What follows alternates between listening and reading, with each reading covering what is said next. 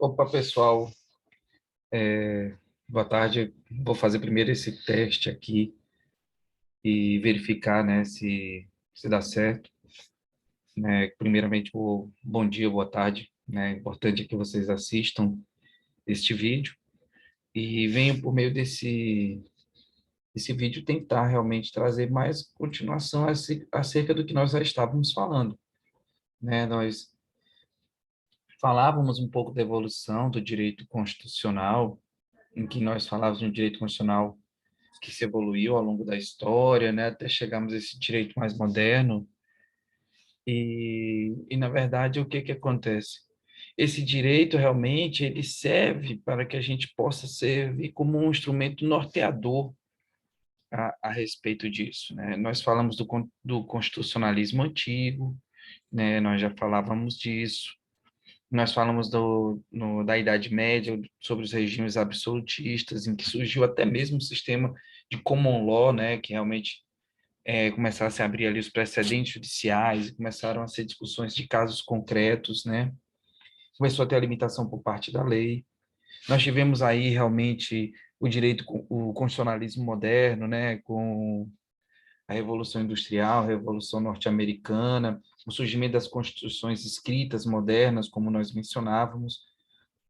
E nós temos agora um sistema de constitucionalismo contemporâneo, que está muito voltado à dignidade da pessoa humana, né, que é um parâmetro que nós temos aí para poder fazer nessa questão.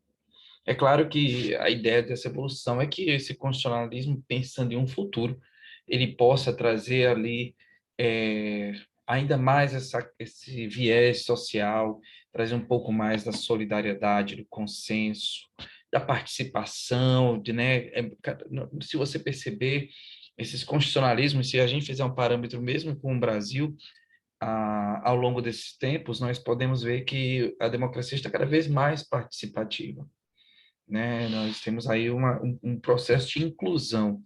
Não temos somente a solidariedade, mas também a inclusão. É claro que essa Constituição também, considerando hoje a interlocução entre os países, elas são fantásticas para que a gente possa ter integração. Não é à toa que se formam grandes blocos hoje, né, econômicos e políticos em torno disso, né? A União Europeia é um exemplo disso. No futuro nós teremos uma Constituição realmente cada vez mais forte disso. E eu venho nesse momento para trazer também não somente essa evolução histórica, mas também discutir um pouco os conceitos a respeito que nós podemos trazer da Constituição. Sabemos que, pelo menos em apertada síntese, a Constituição é um instrumento norteador de uma sociedade e que deve trazer ali na sua melhor construção, por assim dizer,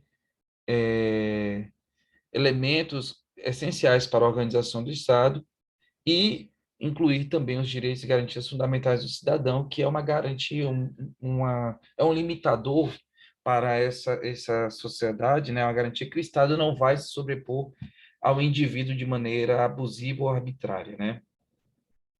A Constituição, embora tenha várias acepções, a natureza da Constituição ela pode ser analisada sobre determinados prismas, né? Sobre determinadas acepções. Um deles é o sentido sociológico, né? O sentido sociológico foi trazido por Fernand Lassalle. Ele é um precursor de uma democracia alemã. Ele colocou ali a essência da Constituição, que ele tentou dizer de maneira sociológica para o que seria a Constituição. E para Lassalle, nesse livro, ele trouxe que seria a somatória de os fatores reais de poder dentro de uma sociedade.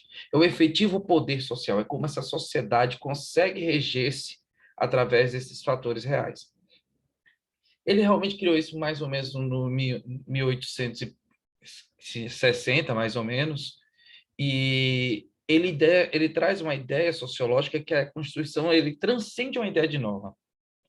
Na verdade, para ele, a Constituição positivada, essa escrita, é só um reflexo de uma realidade social do país.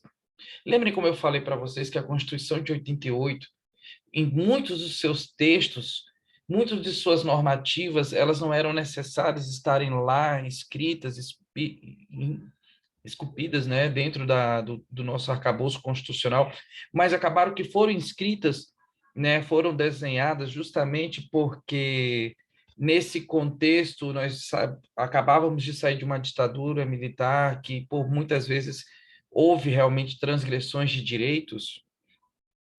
Então, o que que acontece? La Salle, ele pode ter a Constituição pode assumir dois papéis dentro de uma sociedade. E o ideal é que elas coincidam, uma real e efetiva e uma escrita e solene. Ou seja, ele precisa, para ele é necessário que a Constituição escrita e solene ela seja legitimada através da realidade. Esse é um ponto que realmente é fantástico de La Salle. Ele coloca para nós essa leitura e ele demonstra que as produções normativas, tanto que modificam a Constituição como que são baseadas pela Constituição, elas têm que ser um reflexo dos fatores reais do poder, né?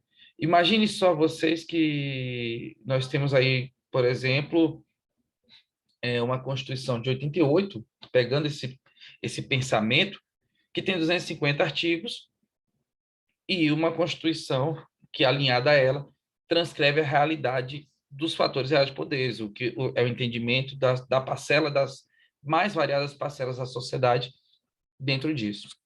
Será que realmente a Constituição de 88 está em perfeita correspondência com a realidade que o nosso país está vivendo? Essa é uma discussão muito grande. Mas, além do sentido sociológico, nós também temos um sentido político, e o sentido político ele é encampado por Carl Schmitt, é um professor alemão, em que ele diz que a Constituição, na verdade, é uma decisão política fundamental. É um conjunto de opções políticas do Estado, não reflexo de uma sociedade como La Salle dizia. Ele dizia que a Constituição era normativa, mas essa normativa ela tinha que estar alinhada com as realidades sociais, né? Que é a soma dos fatores reais de poder. Para Carl Schmitt não era necessariamente isso. Carl Schmitt ele dizia que a Constituição é uma decisão política. E ele fez isso mais ou menos em 1928, com a Teoria da Constituição, que é uma obra dele, em que a Constituição ela está baseada na vontade política que antecede. É uma decisão política que é criou. Por exemplo, nossa Constituição de 88 ela é democrática. Ela superou uma ditadura militar, ela é uma Constituição democrática. E realmente é um pensamento coerente e não um pensamento sociológico não por si só não se contrapõe à concepção política, né? Então realmente é uma forma de encarar como a Constituição coloca, né? É um ponto disso e realmente vale a pena a gente trazer, mas não é suficiente. Nós podemos também trazer o sentido jurídico da Constituição, o terceiro sentido, nós já falamos do sociológico, do político, e nós podemos trazer o jurídico com o grande pensador jurídico, jurista Hans Kelsen, né?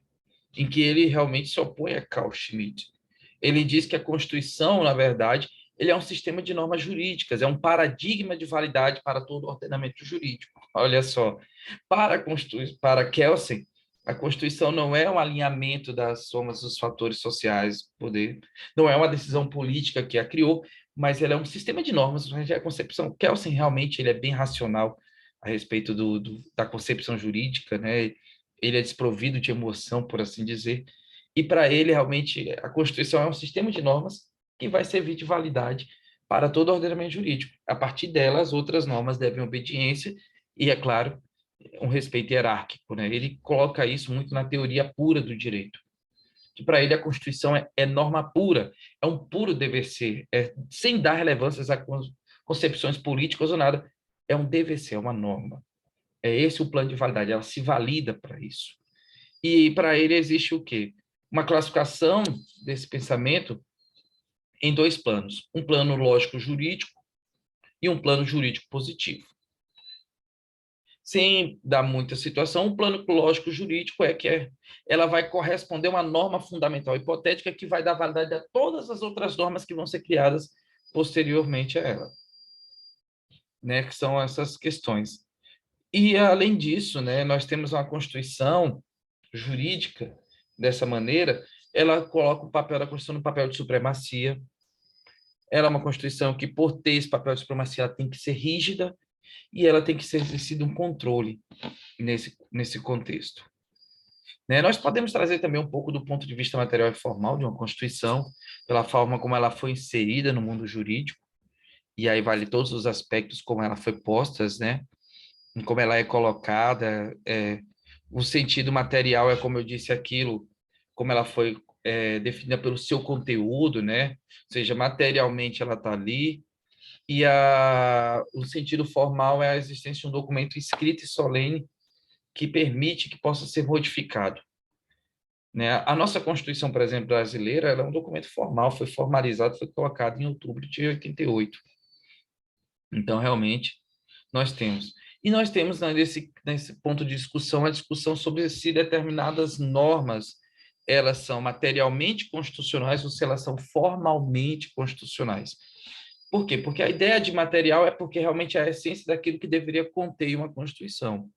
Já a questão formal é aquela questão de que ela é submetida a um processo solene de inclusão dentro da Constituição, mas essa matéria não necessariamente é uma matéria que teria necessidade de existir na Constituição.